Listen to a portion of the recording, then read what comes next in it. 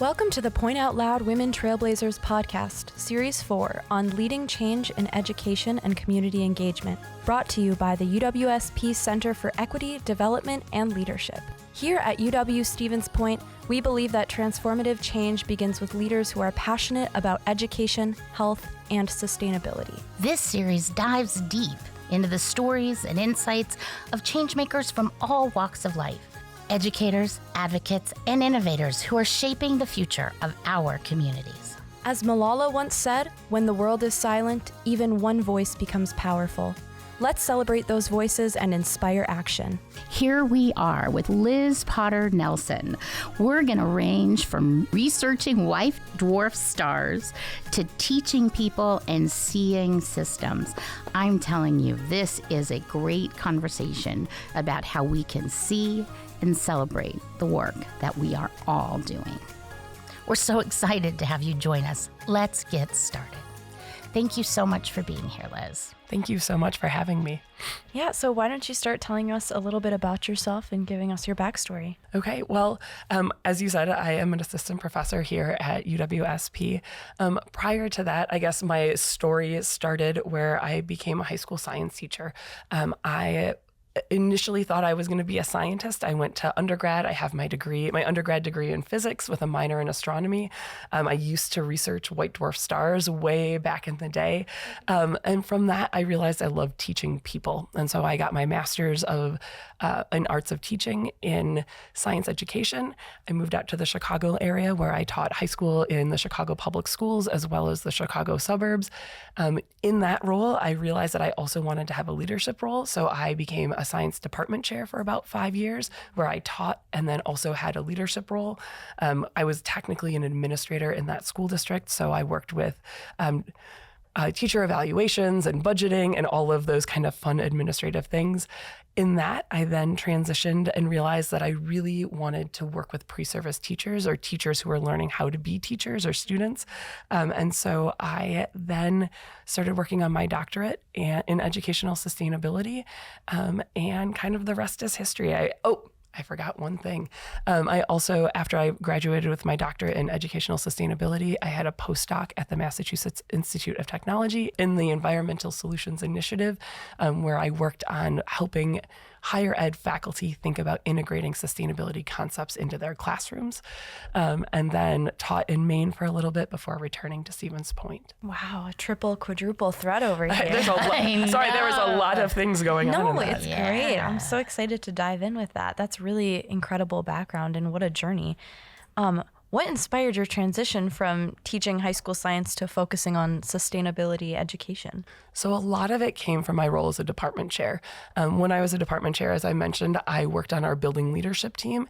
And it was really the first time that I started to see and understand how school systems work. I started to see the role of what a prereq does or doesn't do for students, how grades matter for students. And yes, I know I assign grades and students earn grades in my classes, but it was really that first time where I started to see a kind of, if we have 3 teachers teaching biology, it shouldn't be how their schedule is put together, what grade they get in their class. And so with that, it really started to take on this equity lens of how are we creating equitable systems for all of our students. And part of that was I worked with a lot of early career teachers, so teachers in their first 1 to 3 years of teaching. I worked in a small district, and we often lost teachers to higher paying districts. And so it was there that I realized that teachers who came from a strong pre-service background were able to hit the ground running on day one and be more effective with their students. And so that kind of started that journey into what would a doctoral degree look like. And I found the doctoral program here at UWSP. And that's kind of where I made the transition. And really for me, sustainability is much more of that social sustainability instead of that environmental sustainability. So that how are we creating equitable systems for our students? When you say pre-service, what do you mean, Liz? So those are students in college or people in college learning how to be teachers. There are students who are enrolled in a teacher education program. how has your experience working across different educational settings shaped your approach to sustainability literacy? So for me, a lot of that comes from just having diverse experiences and understanding how each of those systems work. As an administrator, seeing kind of that big, broad building perspective of how students are enrolling in classes, how we are hiring teachers, gave me a lens on even some policy decisions, because oftentimes our science teaching licenses are very kind of a little bit complex and weird. And so how I can hire this person and support that person. I've also had roles as a technology integration I've had all of these very unique roles within school systems, and that has helped me see how those roles influence the larger system and has allowed me to have better and broader conversations with people as we start to kind of piece everything together. So as we're thinking about those equitable systems, it's kind of giving me a viewpoint in how teachers approach things, how administrators approach things, how school staff approach things, so that then we can start to bridge that gap between what the academic theory is saying and what we're actually seeing in practice. So it seems to me that you are someone who sees systems, like you're someone who sees the webs and the connections. Am I reading that right? I like to think that I can do that. Yeah, I think that is one of the places that I excel, is kind of looking at where my research actually takes me, is looking at what we call leverage points. And so it's Danella Meadows? Yes. No yes. way. Yes. Yes. Exactly, Danella Meadows. And I use her in my research. Yes. Okay. Clearly, we need to connect more. But yeah, using leverage points, where are the places that we can push just a little bit to get big changes? So the MIT connection makes sense now. Yeah. So Danella Meadows came out of a group working at MIT, and she had this experience. She wrote a strange little article that I've read every year since I took my master's degree. It was in like Earth magazine. It was like in a very strange magazine that then became a book. She died of cancer. So she was, she's calling systems to be more healthy while she's dying from unhealth in the system. So anyway, that's why we went a little crazy on her, because so this is lovely. Okay, I want to say that this is a superpower in Liz, and I wonder if it has something to do with women as well. That we have a profound way of stepping way back and seeing the connections between things. I think so. I think there's a lot of power in that, especially for us as women, as we try to navigate some really complex situations and figuring out what our role is and how to support people. And so, yeah, for me, a lot of what I do is thinking about how we connect complex theory, whether it's education theory or sustainability theory, and kind of build bridges between, like, we're saying things in sustainability that we're saying in education, but we're not talking with each other about it.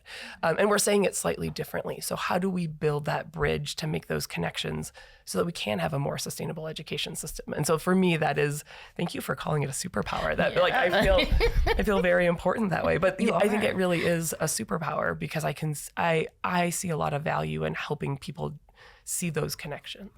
Mm-hmm. So you and your journey are incredible. And looking back on your career, what are you most proud of? I'm most proud that I am here. And that sounds a little bit silly, but the reason, when I started as an undergrad, I was 100% convinced I was going to be a research scientist. I was going to be an astronomer. I was going to research planetary science. Like, I was here for it. And I, like all of us, have had a number of roadblocks, like some that I have put up for myself, some that I have stumbled in navigating systems. Some, being a woman in physics is not necessarily an easy path to navigate. And so in that, like, that door kind of closed, and I realized that I enjoyed teaching so much. But when I became a teacher, I was like, I'll teach for 5 years and then I'll transition into something else. And I didn't. And I stayed and I loved it. I became an administrator. And that really, like, the fact that I was able to earn my doctorate, there were a couple false starts in there as different pathways opened and closed. But I was able to do it while working full time, while parenting. I have a supportive network. My partner is incredibly helpful and supports me and cheers me on. But the fact that,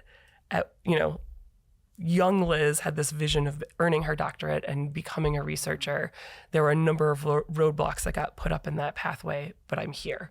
I have my doctorate, I'm doing research and, well, working on doing research and teaching, and just like, I know it sounds cliche, but I love what I do. Like, I get to work with pre-service teachers, I get to research systems, I get to kind of have all of it. And I'm really proud that I am here at this point, kind of with all of those trials and tribulations.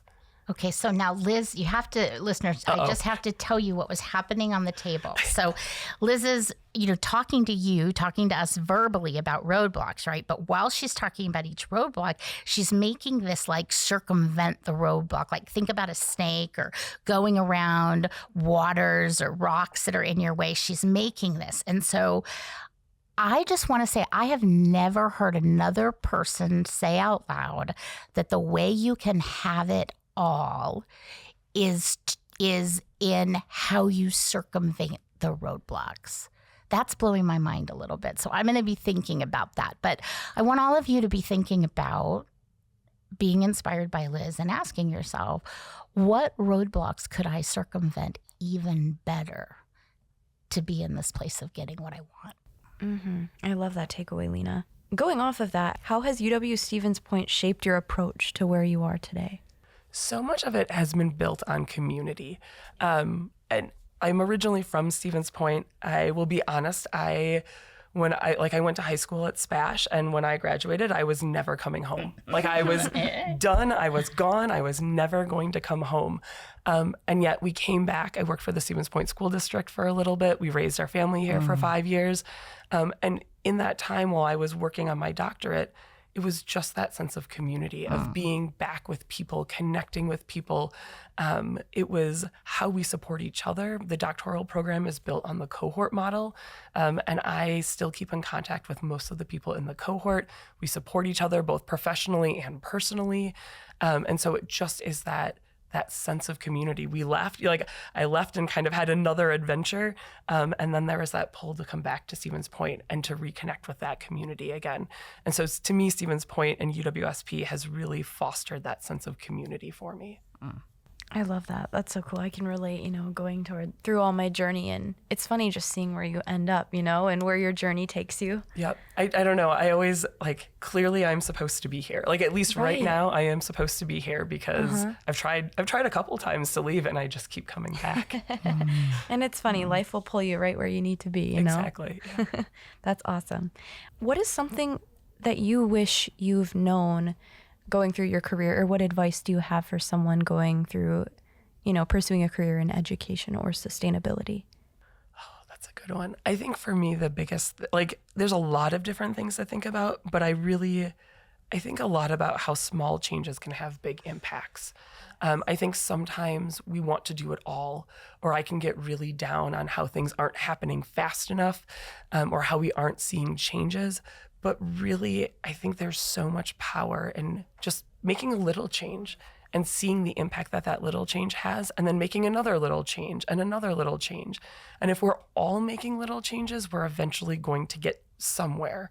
And so I think I often get overwhelmed with how big and messy things are and how big and messy systems are. In sustainability, we call them wicked problems. It's not the East Coast thing, but we call them wicked problems. My students in Maine would make fun of me. And I was like, no, it's a sustainability term. But really, I think it's just, if we make that forward progress and we commit to making a small change, it will have a big impact. And we see that in classrooms all the time. It's been a theme with the education and community leaders, right, that we've heard this notion of small changes leading to big impacts. When you think about women in our role in society, what gives you the most hope? I think, kind of building off my previous answer, I think we all have such strength and resiliency and willingness to make change. I think I watch so many of my friends and so many women continue to make small changes in the face of adversity and find that little leverage point where they can kind of sneak in and have a huge, giant impact. And they don't necessarily see that is the work that they are doing. But I think it is so incredibly powerful to watch all of these women finding their strength, finding what they are good at, and then really kind of building this network and this web that helps to advance change and move us forward. Mm-hmm. Yeah. I love that. Same thing. We got more hand gestures going on here. I'm a hand talker. I'm a hand talker. You're a hand talker. I love it. I can sit on my hands. No, we want them. We want them in the room.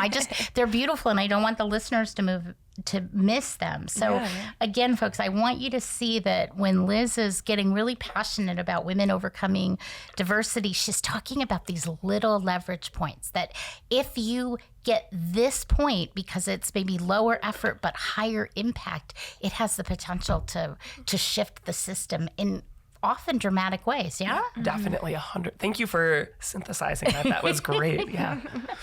You're welcome. Yeah. Well, before we wrap it up, what's one thing you'd like to ask our listeners to this podcast to do to further unleash women? I think it's just continuing to see and celebrate the work that we're doing.